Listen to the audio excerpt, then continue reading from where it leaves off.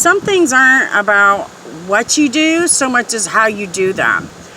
When you walk into a judicial setting and you start calling people out their names and being nasty and mean and vulgar to them, lying on people and doing all those types of things, there are unspoken consequences for that type of behavior.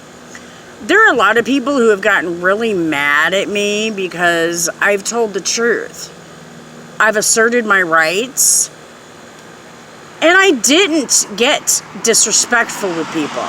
There are people that'll try to lead you into thinking that, but that's not the truth. The worst name I called somebody was a slime ball once in this whole situation. And I threatened Victor Fitz. I'm going to pay for that. And my point with this is that I did that with Victor Fitz for a reason. I used it as an opportunity to tell the truth, and it actually helped me. Just like when I assert my rights and tell the truth, I might sound stern about it, but it's still the truth, and I'm still asserting my rights. Just because you get mad because I say, you're violating my rights and I'm not having it, does not give you a right to turn around and be mean and nasty to me. See, I had a judge tell somebody I knew once in California that it's not against the law to be an asshole. It's against the law to break the law, but it's not against the law to be an asshole. Remember that when you're dealing with the court system, because these people really don't care about anything except for getting that notch on their record saying that they won a case, whether they deserve to win it or not. 5 years down the road after that case is forgotten about by the prosecutor's office, you'll still be sitting in jail. Or God knows where else because you pled guilty or took a consequence you know you didn't deserve. We have to start fighting these injustices. Just prancing around in the streets and causing riots because you don't like what's going on in the court system is not the answer. You have to go into the court system respectably and demand change in the correct fashion if you want real change.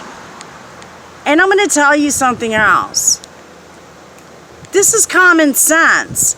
Nobody's going to give you anything when you're standing there calling them a bunch of bees and hoes.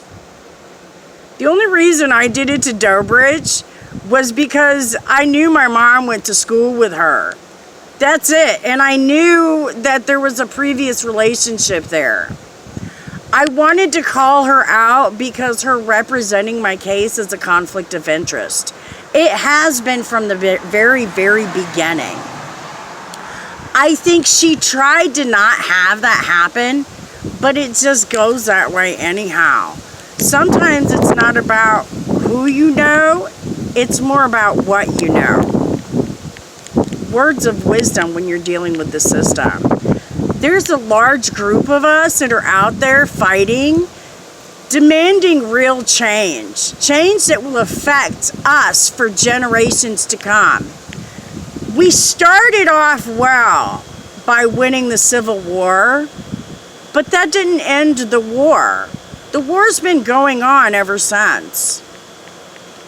It's time to end it once and for all and bring real truth and justice back to our system.